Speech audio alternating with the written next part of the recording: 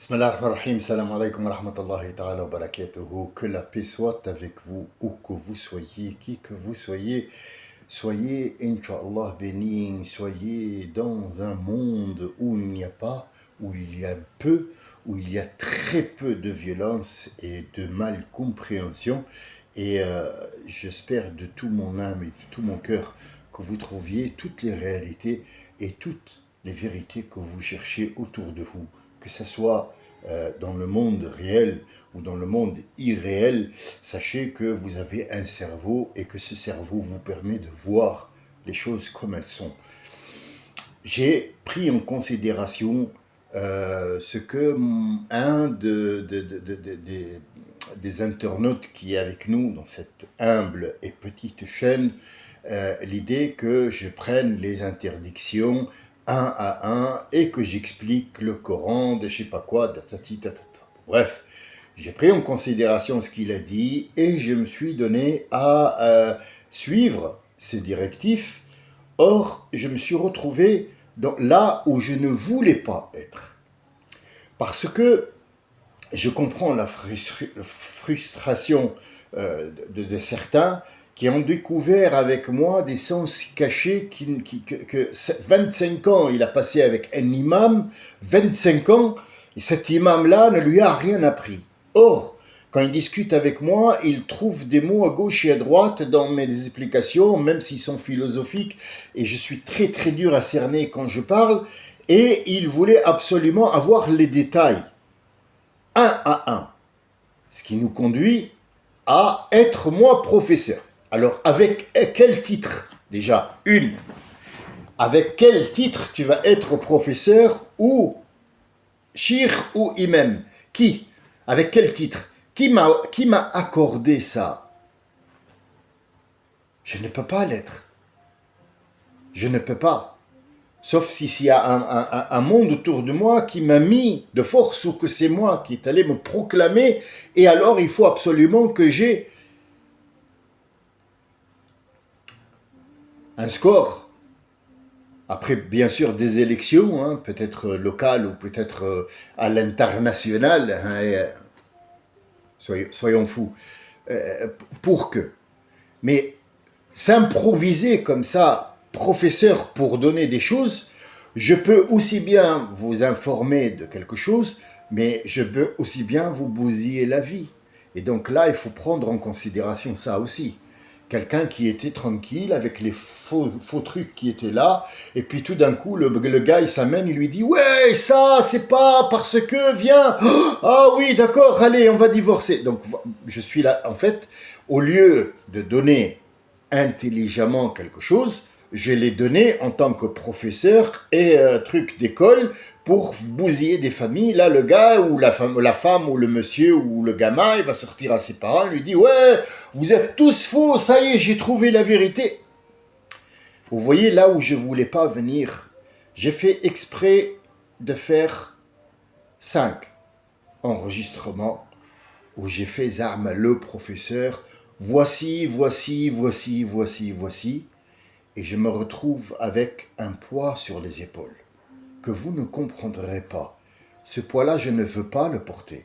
Je n'ai pas envie de porter ce poids. J'ai envie de discuter avec des gens. J'ai envie de, même après un certain temps, même s'ils n'arrivent pas à me cerner maintenant, ils n'arrivent pas à comprendre ce que je dis. Et ils le fuient. Ils veulent absolument faire un break.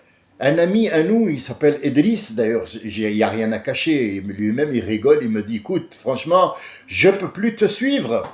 Il y a trop d'infos, donc je vais faire une pause avec mon téléphone là. Je vais faire une pause, réfléchir à tout ça et puis revenir. Mais il revient toujours parce que cette discussion le manque. Or, quand il revient, il trouve un professeur. C'est pas le but. Le but, c'est que je ne suis pas maître d'école. Le but, c'est que je discute de choses qui sont existentielles de notre temps en incluant une façon de penser pour que trouver une vérité tout en discutant et non pas sortir de chez un professeur et faire les leçons. Alors, t'as appris les premiers péchés? Ouais. Alors, dis-moi, les premiers illicites, c'est quoi? t'as zéro, allez, c'est pas ça. Je vous raconte, en 2004, c'était en pleine guerre de l'Irak. À Bruxelles, j'étais. Plein divorce. Cherche à reconstruire ma vie en Belgique. J'ai des clients qui sont sympathiques, des clients qui sont riches, qui m'ont fait confiance pour faire leur décoration. Et j'ai eu la malchance de tomber sur des gens qui m'ont dit, nous, parce que je suis allé dans une mosquée et ça m'a pas plu ce qu'il leur raconte, je leur ai dit, écoutez, franchement, ce qu'il a dit, c'est pas logique. Et du coup, on a commencé après le travail, le soir, puisque bon, bah, j'étais en plein divorce, mes enfants et ma femme étaient en Allemagne. J'ai dit, voilà, ce qu'on va faire, c'est simple, c'est que on va se voir tous les soirs ici, et puis on discute. Entre eux, j'ai jamais demandé ces gens-là qu'est-ce qu'ils travaillaient. Ils étaient tous en robe, enfin en toque, si vous voulez, ou en djellaba, et la barbe et tout ça. Donc je leur ai dit, tout ça, ça ne sert à rien, mais c'est un truc, tatati, tatati. Du coup, je me suis retrouvé avec, on était à 5, on est devenu 14. Ça attire l'attention, 14 personnes qui font un rond en période de guerre en Irak, contre l'islam et l'islamisation et machin, ça faisait mouche. Donc il y en avait un entre eux qui était bibliothécaire. Il s'appelait Youssef. C'est tout ce que je peux vous dire sur Youssef, c'est tout. Après, ce monsieur-là, il est allé aux Émirats Arabes Unis aujourd'hui. Il vit. Je suis désolé de le dire ça, comme ça. Il vit de quelques enregistrements qu'il a pris de chez moi pour travailler avec. Donc il en a fait des livres, j'ai retrouvé des livres où il y avait mes écrits et mes paroles. Alors, le but, c'est pas que je vous raconte qui m'a arnaqué ou pas. Je vous raconte comment ça se passe pour que vous sachiez qu'est-ce qui se passe, qu'est-ce qui se trame autour de vous. Là, vous avez quelqu'un qui discute avec vous et vous l'avez poussé à devenir un professeur. Donc là, il y a un problème quelque part. Il va y avoir un souci. Le souci, c'est que même il y avait des Français entre nous qui écoutaient ce que je disais philosophiquement, machin, il y avait une discussion, il y avait de temps en temps un coup de gueule, je devais, bon, comme Gisèle, elle m'a dit, ouais, t'es vulgaire. Bon, si tu veux, ouais, mais quand je vois un défilé de mode, qui est le plus vulgaire? Est-ce que moi, parce que j'ai dit des gros mots, ou est-ce que c'est la vulgarité ou là où on menait la femme à devenir un objet sexuel et un objet de vente qui est le plus vulgaire? C'est quoi la vulgarité? Est-ce que c'est le fait de dire ou est-ce que c'est le fait de voir des femmes à poil qui défilent sur un estrade et que les gens ils sont là à regarder? Quel est d'entre nous deux le plus vulgaire? Donc voilà, ça me manque cette discussion-là. Je ne veux pas avoir endossé la robe du professeur d'école qui vient pour dicter, allez, stop, parce que j'en ai fait l'expérience. Et donc ce Youssef me dit, j'ai une librairie que j'ai achetée, hein, donc vous sachez que Bruxelles, la moitié de la capitale Bruxelles, qui est wallonne, et non pas l'autre, est possédée par plein de Marocains, hein. C'est le Maroc et les Gabonais qui sont là-bas. Et donc, en fait, ils sont propriétaires de plusieurs immeubles qui n'ont pas été rénovés, qui ne le seront jamais, parce que toute personne qui a dit la ilaha illallah, je ne sais pas pourquoi, mais ils ne rénovent pas, ils ne dépensent pas.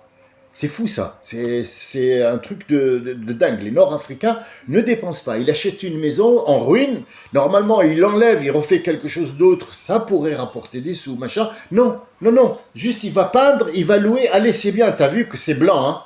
Oh là là, c'est blanc. J'en fais les frais ici, dans cet appartement-là. Je suis en litige avec le propriétaire, puisque je ne suis pas propriétaire, j'attends ma propriété, mais en attendant, il y a un gros problème. Le problème, c'est que cette mentalité-là, vous allez me dire quel est le rapport entre Youssef, la Belgique, je sais pas quoi, tu sautes. Non, je saute pas. Écoutez, vous allez voir la mentalité. Ce monsieur, il me dit, bon, on va pas rester ici parce qu'on va attirer l'attention, on va aller dans ma bibliothèque et en même temps, tu me fais la décoration. D'accord. Donc la décoration était gratuite il m'a dit pourquoi tu vas louer dans un, et honnêtement, hein, je l'étais loué dans un sous-sol qui était pas aéré parce que c'est tout ce que j'ai trouvé à Bruxelles. C'est très difficile de trouver un appartement ou quoi que ce soit, c'est comme Paris, hein. Alors j'ai trouvé une chambre de bonne si vous voulez, mais en bas dans la cave et il m'a dit non mais tu vas te rendre malade parce que c'est humide machin, viens habiter dans cette truc parce qu'il avait acheté une ancienne usine de tissus et donc il avait fait, il m'a donné un tout petit appartement, pas donné mais prêté jusqu'à ce que je me débrouille. Donc j'ai habité dedans pendant 6 mois. Pendant 6 mois, et l'échange, c'est que je lui transforme sa bibliothèque en un lieu, des 100 000 lieux, Charazade et trucs. Donc j'ai fait ça avec le tissu qu'il m'avait donné. On a fait des tissus, des machins, des mouchards j'ai fait la décoration. Malheureusement, j'ai pas gardé les images parce qu'il n'a pas voulu. Il a dit les photos sont un droit et moi c'est mon droit, c'est que je ne voudrais pas truc. Donc c'était une bibliothèque en plein centre de Bruxelles, dans la rue principale, près de la gare, comment elle s'appelle déjà, de Molenbeek, ou la gare en fait, la gare de Bruxelles. Bref, il m'a escroqué. Non seulement, mais il m'a dit tu vas donner des cours de soir. Il y a des jeunes filles qui veulent absolument apprendre. Il les faisait payer et je n'étais pas au courant. Donc il y avait une longue table, j'avais fait une salle de réunion avec l'écho, tout ça, pour qu'il n'y ait pas d'écho qui vienne de l'extérieur ou de l'intérieur. Et donc en fait, il y avait une caméra qu'il avait installée. Je vous dis, 2004, c'était pas encore vraiment les caméras vraiment discrètes. Je savais qu'il y avait une caméra, mais je ne savais pas qu'elle était en route, cette caméra-là. Donc il avait enregistré, il m'a dit, tu vas commencer à raconter l'histoire des prophètes. N'en fais pas trop, machin, truc, machin. Ça m'a même mis la puce à l'oreille, parce que j'étais un petit peu naïf dans le sens où c'est un musulman. S'il m'a dit salam alaikum, j'ai pas à faire attention à tout ça. Et donc je me suis rendu compte un jour, par hasard, en travaillant du Tadelakt, je faisais le Tadelakt, c'est un produit à base de chaux qui fait en sorte d'être, on le faisait dans les salles de bain et ça a un aspect très joli, un aspect de marbre, sauf que c'est de la chaux avec du sable tout seulement. Et donc c'était un art de travailler ça et le mètre carré était 250 € jusqu'à aujourd'hui je suppose, mais ils ont trouvé un autre produit qui va ressembler à ça et qui est prêt à l'emploi pour que tout le monde puisse le faire. Mais à l'époque, le Tadelakt faisait ravage et on faisait des Tadelakt dans tous les trucs, même des assiettes, des machins. C'est un produit qui ne meurt pas et qui est toujours vivant. Bref. J'ai entendu une discussion entre 4 personnes, dont l'un qui avait un long cabout là, manteau comme Colombo, et 2 autres qui étaient typiquement nord-africains, typique nord-africain, et qui se disputaient le marché. Quel marché? Le marché des enregistrements. Je n'étais pas au courant. L'âne avec des oreilles, c'était moi. Je n'étais pas au courant. Pas au courant du tout. Il y avait des enregistrements qu'il fallait, parce qu'il y en avait un qui pouvait manipuler et remettre les trucs en place. Et donc, en fait, il voulait me le dire parce qu'il avait peur que si jamais il sorte ces DVD, que voilà, et je demande un droit d'auteur, ou alors, machin, parce qu'il n'y avait pas de contrat entre nous, je pourrais porter plainte, et ainsi de suite. J'étais sur le cul. Ah, Gisèle, excuse-moi, c'est pas vulgaire. J'étais sur le cul. Mais c'est incroyable d'arriver à faire des mots de Dieu un commerce. C'est ce que je veux pas. Je n'ai pas envie d'être sponsorisé par aucune publicité pour dire la ilaha illallah. Parce que sinon, je suis en train de vendre la ilaha illallah et de ne pas la porter. C'est ça le problème. Je ne veux pas me réduire à quelqu'un qui donne des informations sur je sais pas quoi, et voilà, l'islam et machin et truc. Je ne peux pas. C'est ça le problème qu'il faut comprendre. C'est que les gens qui sont autour de moi, ils sont très malins. Très malins. Et même si ça ne les arrange pas, quelqu'un qui s'auto-proclame professeur et qui va donner, ça va me retomber sur la tête d'une. Et deux, peut-être que les gens, je vais les nuire à ces gens plus que je vais leur apporter quelque chose. Restant dans ma philosophie, dans ma façon de faire, je pense que c'est mieux parce que je me considère comme l'un de vous. Euh, je ne vous apprends pas grand-chose, mais de temps en temps, dans ce que je vous dis toujours, tamisez. Enlevez la philosophie que je fais machin, mais prenez les choses, vous allez apprendre mieux. Parce que quand tu mets quelqu'un qui est devant toi, qui a 60 ans et que tu t'en as 40, et tu lui dis non, toute ta salette, elle est fausse, et c'est pas comme ça qu'il faut faire. Qu'est-ce qu'il va faire le gars? Il a deux solutions. Ou alors, il est raisonnable, il va te dire oui, et ça c'est 1%. Ou alors les 99%, il te dit t'es qui toi? Moi j'ai passé 60 ans et toi tu viens aujourd'hui, t'as 40 pour me montrer moi comment faire la salette. Et on lui dit c'est faux. Non, tu ne me montres pas. Et ça s'appelle El-Kibr. El-Kibr, Dieu dit Men sharakani fihi ahraqtuhu nari. Celui qui associe cette kibr, c'est-à-dire qui prend ce kibr qui est à moi et qui se le met et qui se l'approprie à lui, pour moi, je le brûle. Mais est-ce qu'il va faire éternellement en enfer? Est-ce que ça sera juste une punition? Est-ce que ça sera une remise en place et un blâme seulement? C'est ça la philosophie. C'est vous laisser chercher comment est-ce que ça devient une punition. Pourquoi?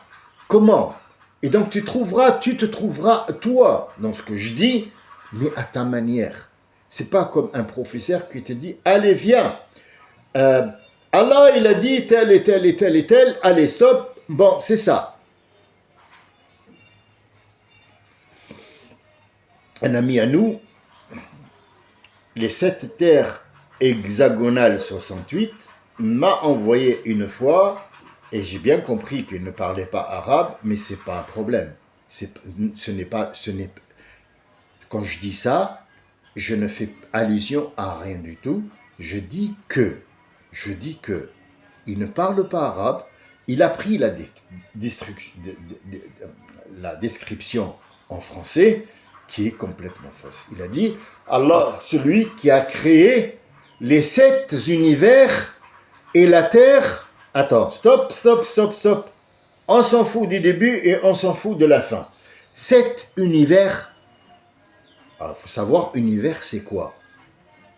7 cieux, pas univers. Parce qu'un ciel, c'est pas un univers.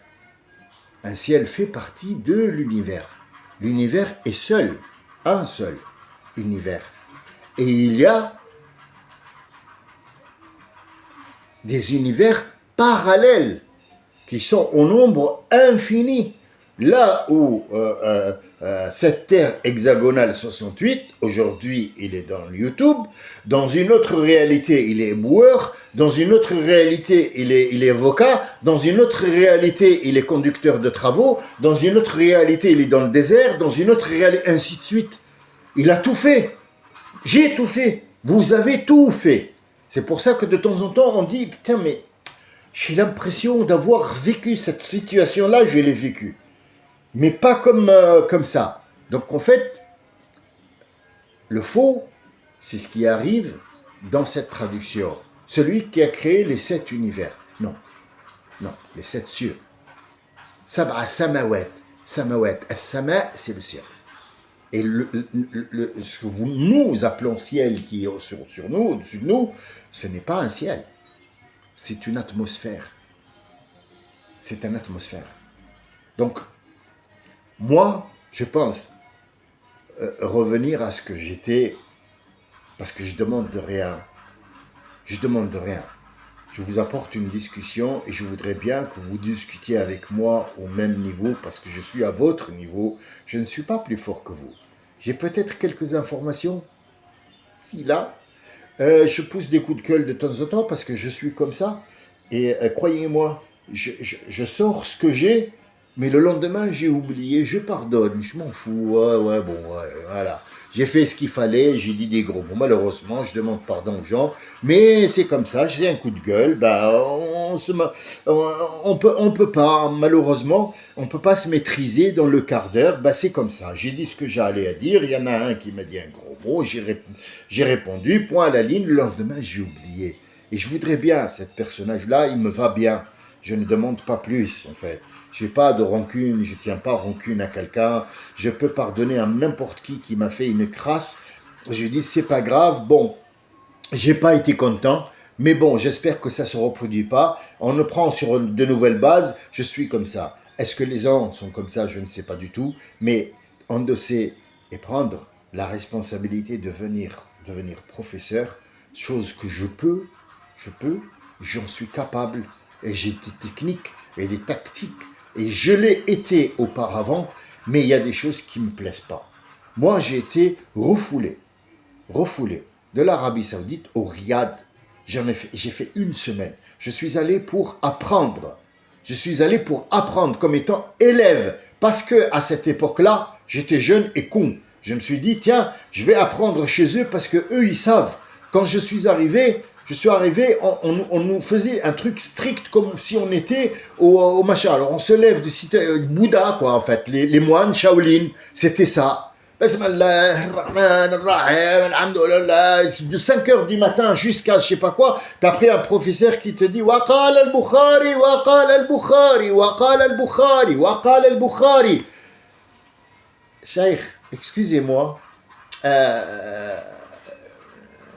parle en anglais et en arabe. Nous, on veut savoir des choses sur Allah parce qu'on est venu. Ah, tais-toi, c'est moi le shir, moi je suis le shir de l'Arabie Saoudite. Oui, mais moi je ne suis pas venu pour l'Arabie Saoudite. Moi je suis venu pour apprendre l'arabe chez les Arabes dans le pays de Mohammed sallallahu alayhi wa sallam. Si tu me dis l'Arabie Saoudite, c'est à Saoud. Saoud, c'est le roi. Donc dans une semaine, je me suis retrouvé privé de visa, directement, hop, tu dégages. Je ne sais même pas si j'ai le droit un jour, bon, il y a prescription depuis, mais je ne sais pas si un jour je pourrais aller faire la Mecque, faire le pèlerinage, parce que mon nom est inscrit, celui-là, il n'est pas bon. Il n'est pas bon. Mais c'est pas que je suis pas bon. J'ai posé la question, je voudrais parler d'Allah et tu me parles du Bukhari. J'en ai rien à foutre du Bukhari, moi. Le Bukhari, il a fait son travail, il a apporté des trucs, mais c'est pas un imam, c'est pas un savant. C'est même pas un shampoing. D'accord? Donc, en fait, pour moi, je cherche la vérité dans le Coran. Bah non, c'est nous qui décidions de ce qui va être et qui ne va pas être. Donc, je suis rentré, la queue entre les jambes, me disant, merde, ou alors, moi, je suis une merde, ou alors, j'ai découvert quelque chose qu'il ne fallait pas, et heureusement que je suis parti de là-bas sans acide chlorhydrique, parce qu'on aurait pu me mettre dans l'acide. Hein. C'est des gens qui... ils te coupent, ils te mettent dans l'acide, tu n'existes même plus. Qu'est-ce qu'il y a? Ben, il est mort, il est allé en pèlerinage, il est beau, je sais pas, on l'a enterré quelque part. Ça y est, c'est fini, c'est bon. Donc en fait, est-ce que je suis chanceux? Est-ce que Dieu m'a envoyé là-bas pour connaître quelque chose? J'en sais rien. Mais je pense que je ne suis pas dans la catégorie qui va apporter un programme que eux ils ont fait pour vous le donner. Non, non, non, je refuse complètement. Et donc je vais revenir à moi, au personnage farfelu qui raconte si vous voulez, des philosophies, tire à gauche et à droite.